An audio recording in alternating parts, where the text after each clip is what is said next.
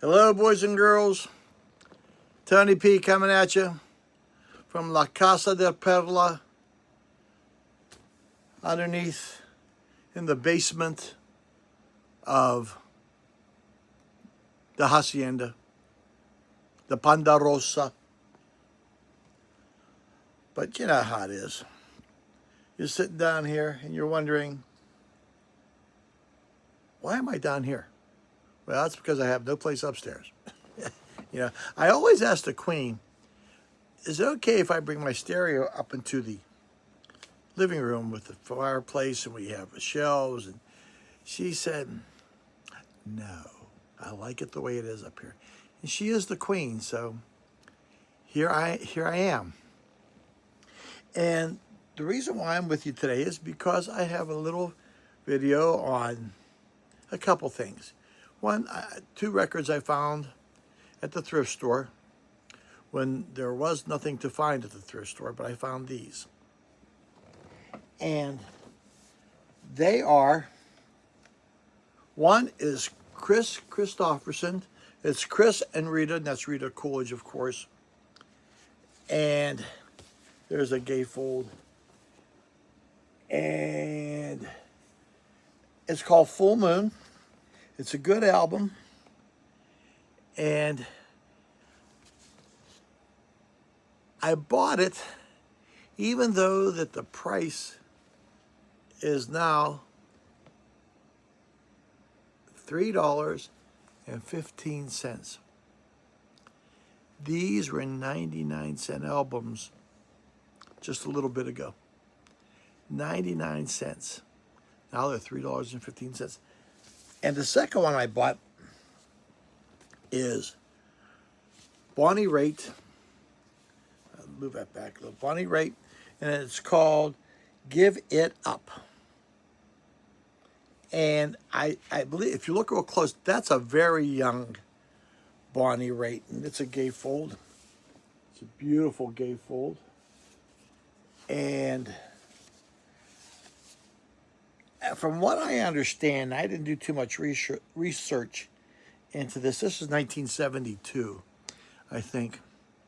And I think it's her debut album. Wasn't a very big commercial success. I think commercial success came to her a little bit down the road, I believe. But it's good. I think it solidifies her as a singer-songwriter. The first 2 on side 1 were written by her. Give It Up or Let Me Go, and Nothing Seems to Matter. She did You Told Me, Baby. And she does a Jackson Browne tune called Under the Falling Sky.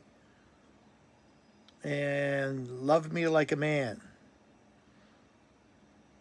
Yeah, and like I said, it didn't have very big commercial success, but it got her into the limelight. And that's a great picture of Bonnie Raitt. Sweet Lord. Stop right there. But you know what's really funny? Getting back to the first one, Kris Kristofferson. I have 3 copies of this album. 3 copies. And the other 2 aren't bad, but they got clicks and pops. This one seems to be in very, very good nick, as the Brits would say. I'll show you the this is on, of course, A&M Records, and the vinyl is very nice. It just needs a good scrubbing with some sandpaper and a grinder. But I want to get a good. But this takes me back to something else. The second part of this video. Now, I bought these 2 because they were at a thrift store and I was itching to buy a record. I'm sure you know how that feels. But this whole idea about record collecting. Why I love collecting records.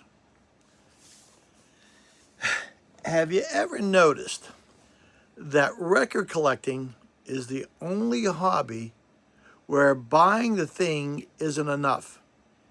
You have to buy the same thing over and over again.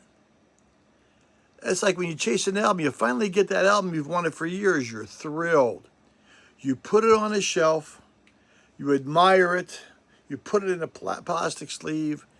You clean it. You do it. You listen to it once. And you put it on a shelf. Then you invite somebody over and you show them this wonderful thing that you found that you've been hunting for.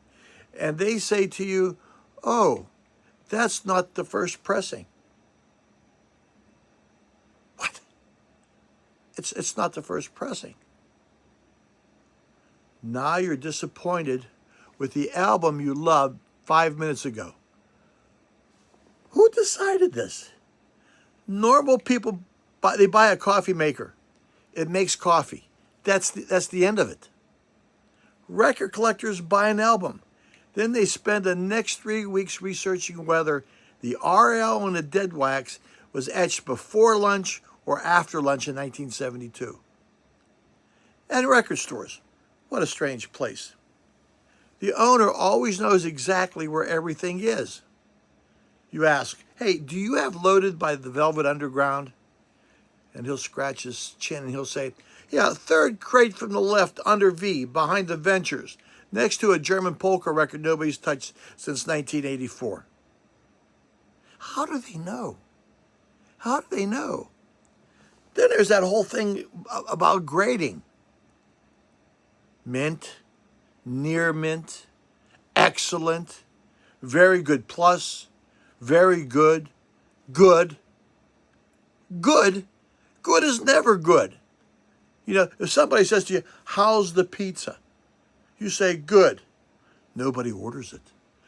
But on a record, you say good. It means it survived 3 divorces, 2 basements, and somebody's Labrador. And why do we always believe we're going into a record store just to look? Nobody has ever gone into a record store just to look. That's like walking into a bakery to admire the bread. That record store you leave carrying a stack of albums you never heard of because somebody online called one of them criminally underrated. Now it's your problem that you got it. The funniest part is explaining all this to non-collectors. They point to you, to your shelf, and they ask, don't you already own that? You say, yes, but this one has an original inner sleeve. They look at you like you've just announced you're collecting antique ceiling tiles. But here's the thing. Every record reminds you where you found it, who you were with, what song grabbed you the first time. You don't just collect vinyl, you collect little moments in your life. Think about that. So yes, the shelves are full. Yes, I'm running out of room. And yes, I have absolutely no intention of stopping. Because somewhere out there is one more record I don't need. And I can't wait to find it. So there you have it. That's why it's so easy. So darn easy to be a record collector. This is why I can't stop. But hey, that's just me. God bless you. Tony P. signing off. I'm going to go clean that Chris Christopherson album and Bonnie Raitt, and I'm going to go listen to them. Because why not? That's just me. All right, my kids. God bless you. Sayonara. Auf Wiedersehen.